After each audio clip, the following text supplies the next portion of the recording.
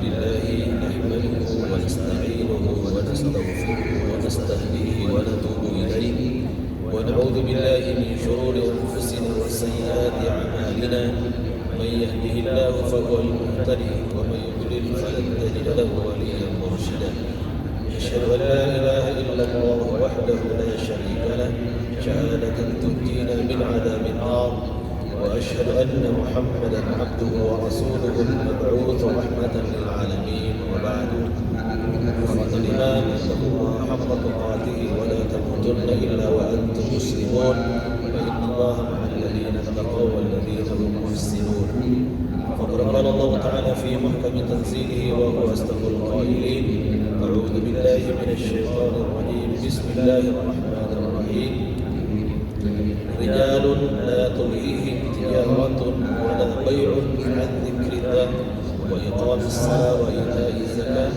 يخافون يوما تتقلب فيه القلوب والأبصار وقال في آية أخرى إنما يأمر مساجد الله من آمن بالله واليوم الآخر وأقام الصلاة وآتى الزكاة ولم يخش إلا الله فعسى أولئك أن يكونوا من المهتدين صدق الله العظيم. Ibu-ibu beserta pihak wisata rohani MTK yang paling saya muliakan, Ibu Mahmud, tentu pertama dan utama kita manjatkan puji syukur kehadirat Allah Subhanahu wa taala atas limpahan karunia dan nikmat-Nya sehingga sore hari ini atas izin dan berkat Allah kita bisa ada di masjid yang mulia ini, masjid yang sangat megah, terbesar mungkin di Asia Tenggara atau terbesar di Jawa Barat terutama insyaallah, dan ada masjid Istiqlal juga besar. Atas izin dan perkenan Allah kita bisa di sini. Salam dan salam semoga selalu tercurah limpahkan kepada Rasul dan kedua kita Rasulullah sallallahu alaihi wasallam serta keluarga para sahabat dan sahabat yang istiqomah menjalankan sunnah-sunnah. Mudah-mudahan dari pagi sampai sore hari ini ibu selalu bahagia sangat selalu ya. Saya memantau tadi subuh suaranya luar biasa, bahwa itu menandakan tanda bahagia, berangkat dengan tenang disertai dengan untayan doa, kemudian berangkat ke Syamil sebagai tempat percetakan Quran.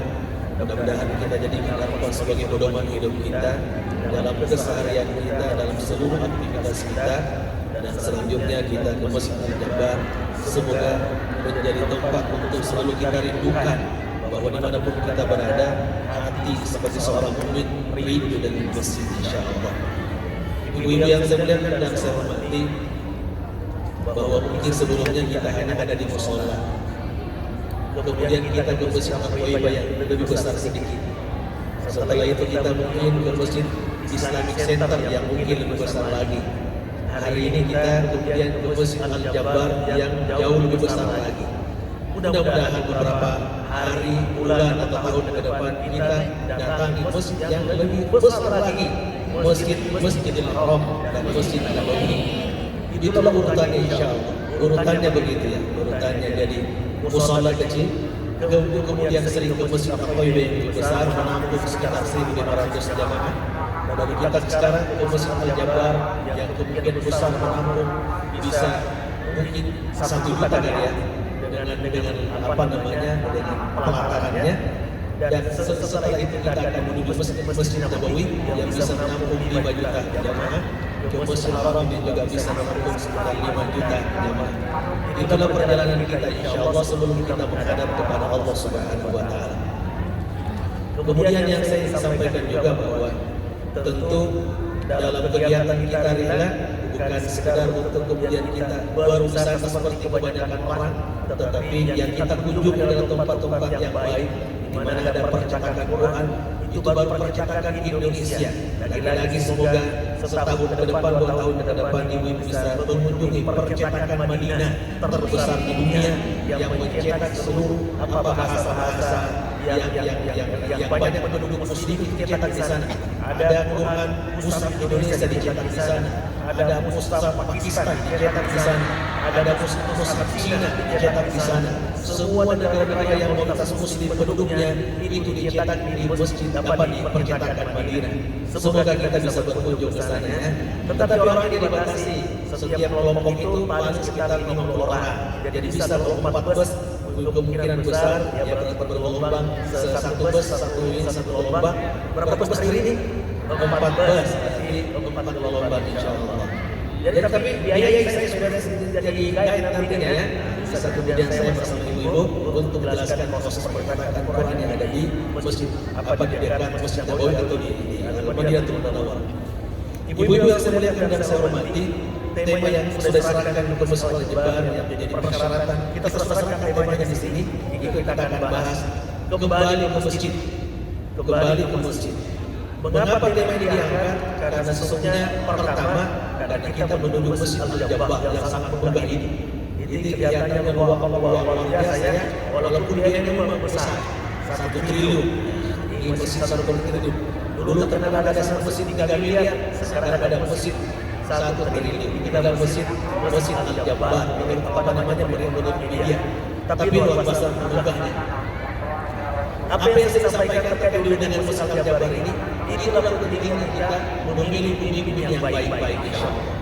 Pak Ridwan Kamil sebagai Gubernur Jawa Barat di bawah asuhan beliau sangat dekat dengan Ustaz Adi Hidayat. Jadi beliau adalah penasihat spiritualnya. Kemudian sebelum jadi gubernur sudah menjadi proses spiritualnya.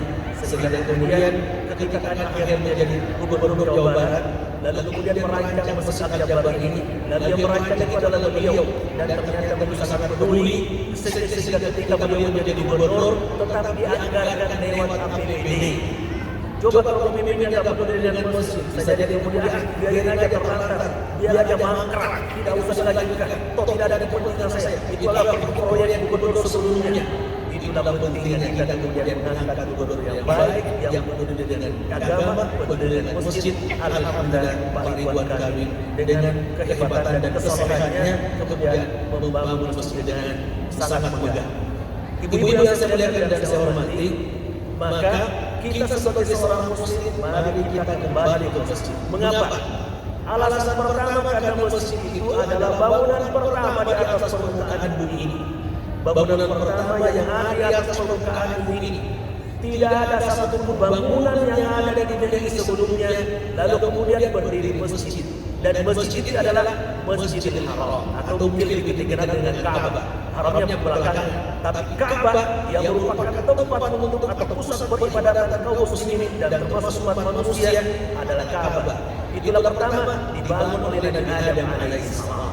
Kemudian dilanjutkan oleh Nabi Ibrahim pembangunan Masjidil Haram. Kemudian ada Masjid Al-Quds juga dibangun oleh Nabi Daud bersama dengan Nabi Sulaiman. Lalu kemudian di era Rasulullah diserahkan kepada Rasulullah, dititipkan sebagai amanah bahwa ternyata masjid harus dikelola oleh kaum muslimin dan tidak boleh diserahkan kepada selain kaum muslimin karena kaum muslimin adalah umat yang akan mewarisi peradaban dunia ini. Maka alhamdulillah diserahkan kepada kaum muslimin Masjid Al-Quds. Jadi bangunan pertama semua ada bangunan ada sama sekali, hanya bebatuan, hanya pepohonan, hanya kemudian hamparan yang sangat luas. Maka kata Allah yang pertama kali dibangun adalah Ka'bah yang menjadi cikal bakal nanti ada Masjidil Haram. Allah berfirman, Inna awwala baitin wudi'a lin-nas alladzi Bakkata mubarakan wa hudan lil-'alamin. Sesungguhnya Allah yang pertama kali diletakkan di atas permukaan adalah Ka'bah itu sendiri, Ka'bah. Jadi Allah ingin menjelaskan kepada kita bahwa kita ini asal usulnya itu memang rumahnya adalah masjid, gitu ya. Jadi rumah kita ini adalah rumah masjid. Sebelum ada rumah kita yang kita tempati, Nabi Adam belum punya rumah sama sekali, belum punya. Tetapi kemudian Allah perintahkan kepada beliau untuk membangun Masjidil Haram atau Ka'bah itu sendiri. Lalu kemudian dilanjutkan oleh Nabi Ibrahim tadi seperti yang saya sebutkan. Itu yang pertama. Jadi ternyata posisi masjid itu sangat strategis, sangat luar biasa. Kemudian kalau kita lihat setiap nabi dari Nabi Nuh, Nabi selalu membangun tempat ibadah. Mungkin saja bukan masjid namanya, tetapi selalu membangun tempat ibadah, pusat kegiatan, pusat spiritual. Jadi Nabi Nuh ada tempat ibadahnya, Nabi Daud bangun Masjid Al-Quds, sudah dekat dengan Sulaiman. Nabi Isa punya tempat untuk beribadah kepada Allah. Pusat untuk membangun spiritual itu adalah masjid itu sendiri. Maka masjid posisinya sangat luar biasa. Dan ketiga, perhatikan, ketika Rasulullah kemudian hijrah ke Madinah, kalau di Mekah kan tidak perlu bangun masjid, sudah ada Masjid Haram. Ketika pindah ke Madinah belum ada bangunan masjid di sana. Maka ketika sampai di Kuba, yang pertama kali dibangun adalah Masjid Kuba itu sendiri. Masjid Kuba yang disebut dalam Al-Quran, la taqum fi abadan la masjidun ussisa ala taqwa min awwal yawmin haqqu an taquma fi, bahwa hendaklah kalian kaum muslimin selalu beribadah di Masjid Kuba di mana dibangun di atas landasan takwa.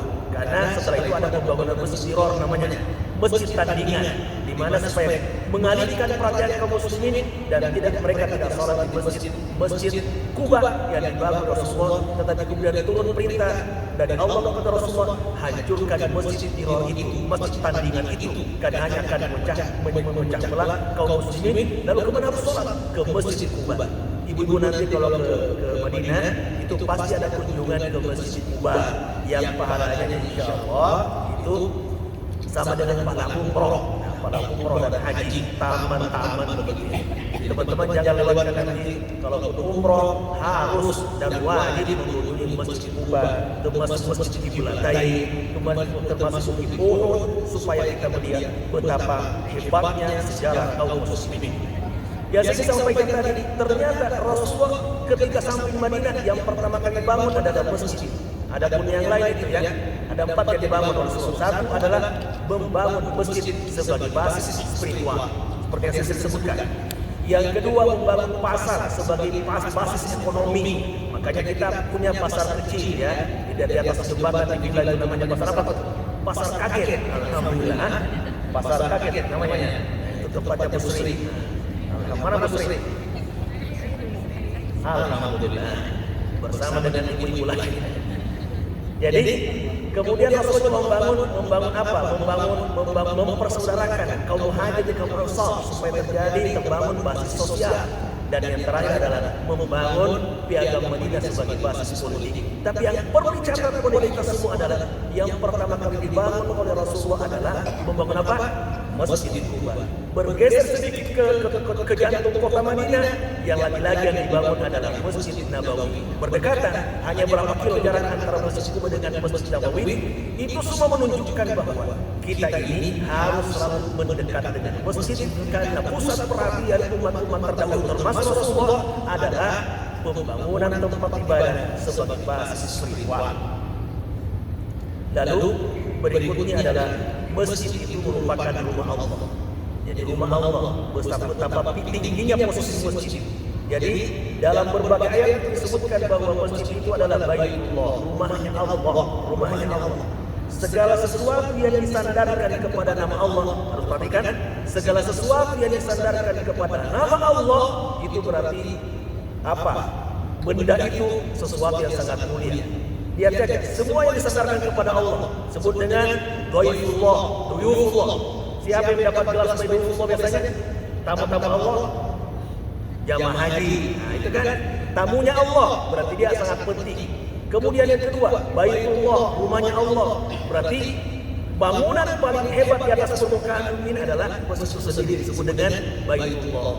Yang ketiga, contohnya disebut sebagai Abdullah, hambanya Allah. Berarti tinggi posisinya, disebut sebagai hamba Allah Subhanahu wa taala. Yang berikutnya, sebentar lagi kita akan berpuasa, itu disebut dengan bahwa asyamuli wa ana ajzi, puasa untukku. Coba, ibadah itu disandarkan kepada Allah. Betapa hebatnya ibadah puasa itu di hadapan Allah Subhanahu wa taala, karena satu-satunya ibadah yang tidak bisa dirasuki oleh riya, ingin dipuji hanyalah puasa.